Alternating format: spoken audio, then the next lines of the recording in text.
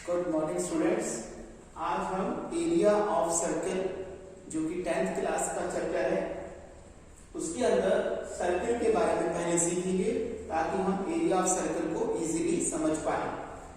तो स्टूडेंट्स सबसे पहले तो सर्कल की बात करते हैं। जैसा आपने छोटी क्लासेस में पढ़ा है, सर्कल जिस पॉइंट पर रख करके हम सर्कल ड्रॉ करते हैं इसको हम कहते हैं सेंटर। और अगर इसको सर्कल के किसी भी बाउंड्री पॉइंट से आप ज्वाइन करते हैं तो उसे कहा जाता है रेडियस।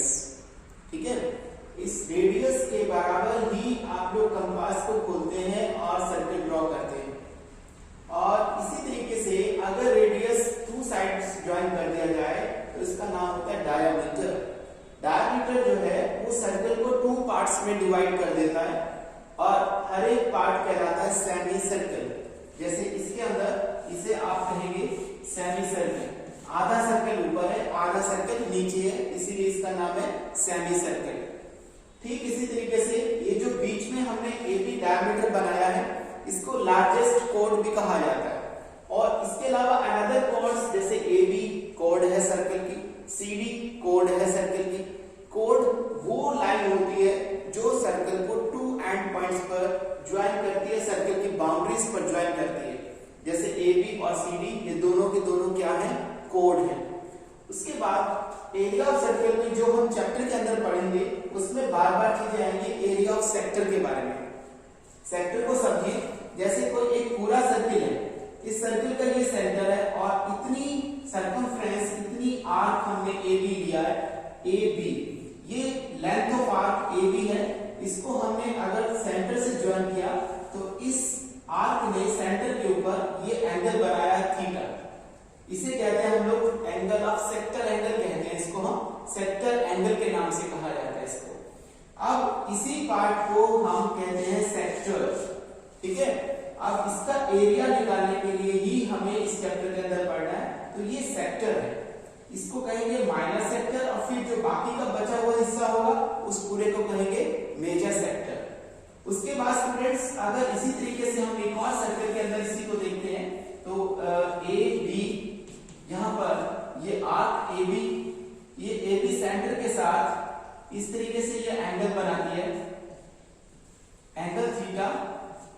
O सेंटर, इसको कोड को अगर हम यहां से ज्वाइन कर देते हैं तो इस वाले पार्ट को हम लोग कहते हैं सेगमेंट।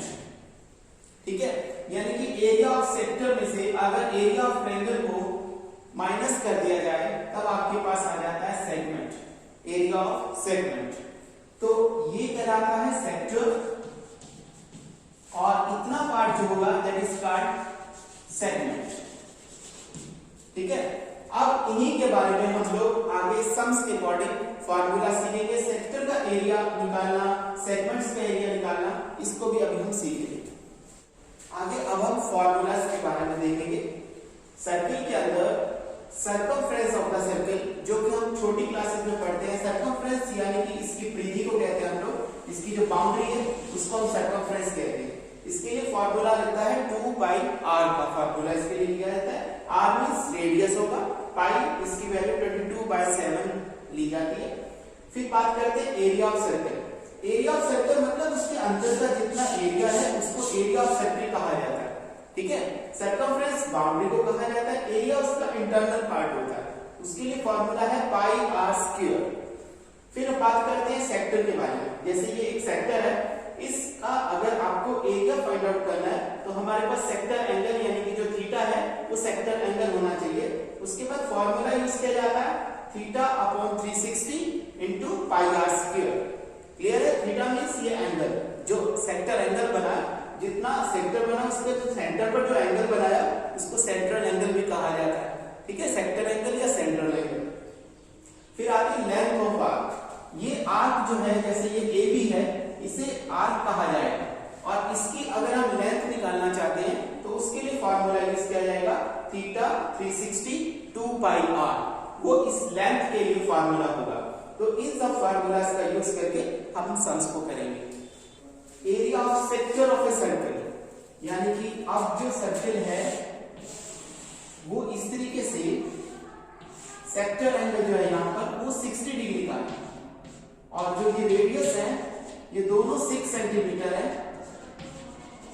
रेडियस भी दिया, आपको इस सेक्टर का एरिया निकालना है। तो एरिया ऑफ